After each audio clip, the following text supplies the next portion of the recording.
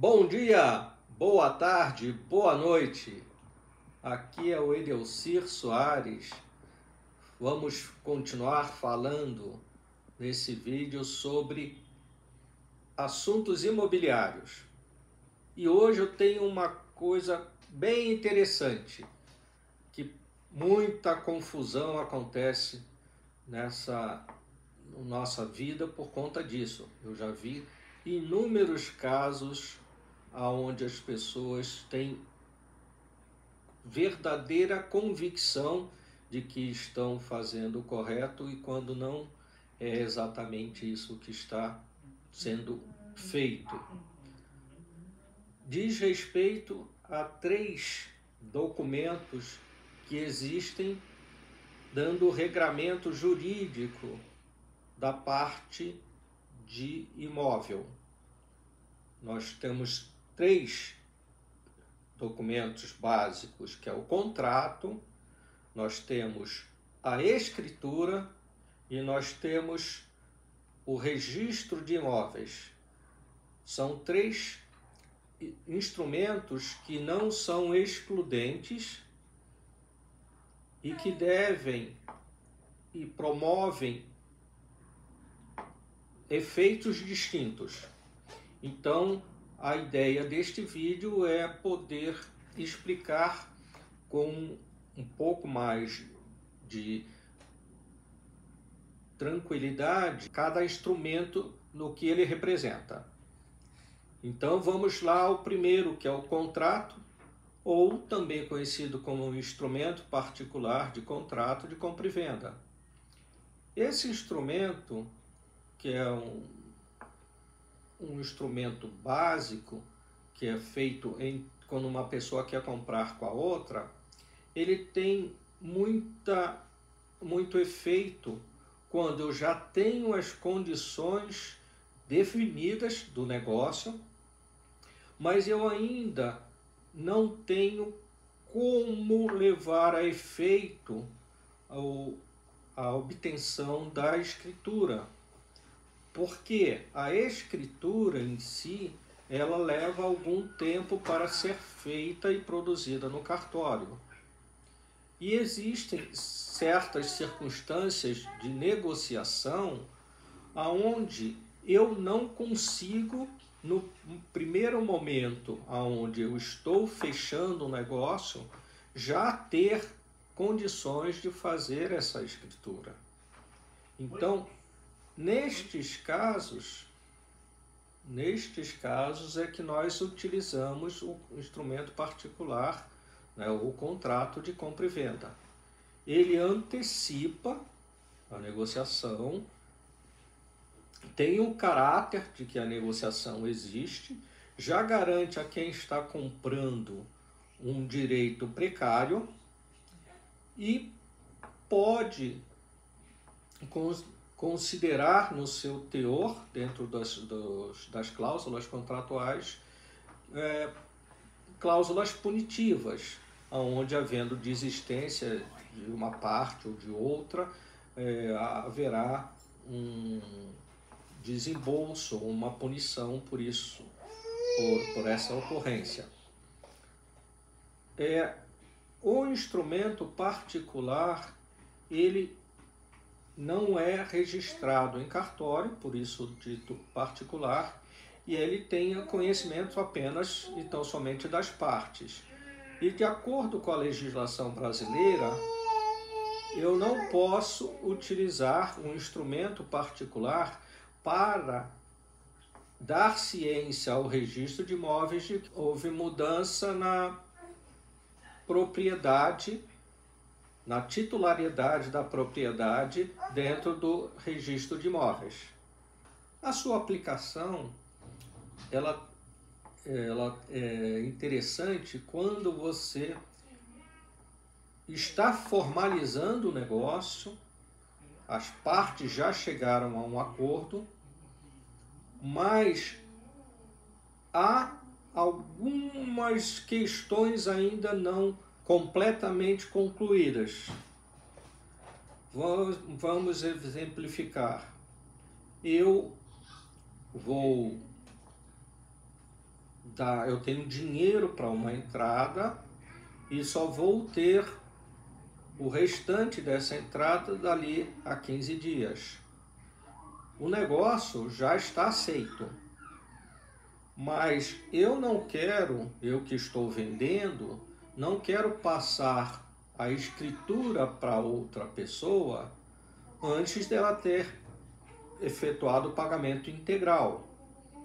Neste caso, se faz necessário esse instrumento particular ou contrato para que as partes se acertem, né? Sendo que há possibilidade de constar nas cláusulas desse contrato que numa eventual desistência de uma das partes, a outra seja beneficiada com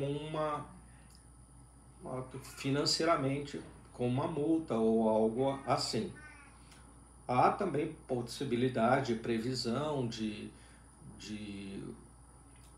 queda da negociação, enfim, o contrato, ele sendo bem redigido, ele dá um bom amparo para as partes. Porém, a legislação que rege a questão do registro de imóveis, ela não permite que este documento possa ser utilizado como base para fazer o registro de imóveis. Ou seja, havendo uma alteração de titularidade no proprietário de um imóvel, este instrumento particular não serve. É necessário um instrumento público. Este instrumento público dá-se o nome de escritura de compra e venda. Que vamos agora então falar, que é o segundo tópico.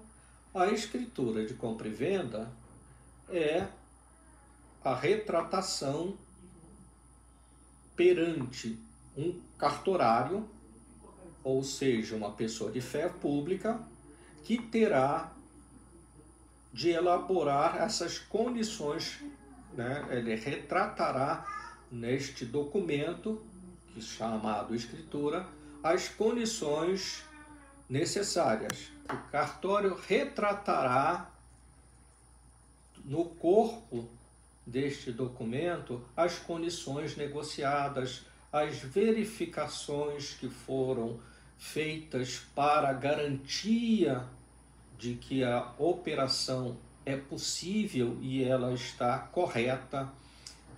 Também serão aferidos os valores de tributos a serem envolvidos na operação, se eles estão quitados ou não. Ou seja, a escritura, ela é um instrumento que dá uma garantia precária de propriedade do imóvel. O que significa isso? A garantia precária significa que perante aquele cartório, e se alguém fizer consulta àquele cartório, vai saber que a pessoa comprou e uma outra vendeu o imóvel. Mas isto não é suficiente quando se trata de um imóvel. A legislação brasileira fala que a garantia completa de propriedade do imóvel é quando há o assentamento no registro de imóveis de uma escritura. Para concluir a questão da escritura, nós temos que falar que ela pode ser realizada em qualquer cartório de paz. Ou seja, eu posso estar negociando o imóvel em São Paulo, mas formalizar a escritura num cartório do Amazonas. Eu posso fazer um negócio no Mato Grosso e registrar a escritura no Rio Grande do Sul. Ou seja, a escritura, ela garante que eu tenho o direito de propriedade, porém, sem eu registrar esse direito de propriedade no registro do imóvel, eu ainda tenho a possibilidade de ter dor de cabeça. Que tipo de dor de cabeça? Que é uma coisa comum. Eu realizo a venda, realizo a compra de um imóvel que eu já verifiquei que aquele imóvel era da pessoa que estava realmente me vendendo, foi identificado, foi feito todo o processo. Eu fiz a escritura no cartório, só que eu não fiz a averbação no registro de imóveis. Esta pessoa, observando que eu não fiz o assentamento desta escritura na matrícula, ele pode agir de má fé e promover a venda daquele imóvel para outra pessoa. E aí me gerará uma situação desconfortável. Existem situações que eu já presenciei onde um determinado apartamento foi vendido para 5 pessoas. Essas pessoas até hoje, dessas 5 pessoas, até hoje 4 estão no prejuízo, não conseguiram ser ressarcidos. Por último, vamos falar agora do registro de imóveis, do assentamento da escritura. É importante salientar que cada imóvel, de acordo com a legislação brasileira, ele está associado a um determinado registro de imóveis, a um ofício de registro de imóveis. Ou seja, só existe um cartório que controla e que faz toda a administração relativa ao um imóvel. Não existem 2 cartórios de imóveis tratando do mesmo imóvel. Ou seja, em cidades maiores como São Paulo existem regiões, são divididos por regiões, e cada cartório cuida de uma determinada região. Em outros lugares, cidades não tão populosas como São Paulo, a cidade com 200, 300 mil, existe um cartório para cuidar apenas dos imóveis daquele município. E existem regiões onde os municípios são menores em termos de densidade populacional e um cartório de uma das cidades maiores atende toda uma região. Mas só haverá um número que identifica esse imóvel, que a gente fala que é o número da matrícula do imóvel no registro do ofício de registro de imóveis. Importante salientar que todas as tramitações, todos os registros, todas as subscrições e todos os assentamentos que serão feitos neste imóvel deverão ser provocados. O registro de imóvel ele nunca vem atrás da informação. Ele sempre aguarda que seja levada a informação até ele. Então, para entendermos melhor essa dinâmica, se eu cheguei naquele caso que eu mencionei, né, de 5 pessoas que compraram o mesmo imóvel, nenhuma delas chegou a levar a efeito o registro da escritura no registro de imóveis. Pois, se eles tivessem chegado a levar a efeito, eles perceberiam esta situação de que estava já com erro, estava com problemas sérios ali. E outras situações também que a pessoa vende um terreno para 2 ou 3 pessoas também. decorre justamente de não se observar o registro da escritura, o assentamento na matrícula. Tá? A matrícula do imóvel, ela será utilizada para que conste todo o histórico desse imóvel. Então, se você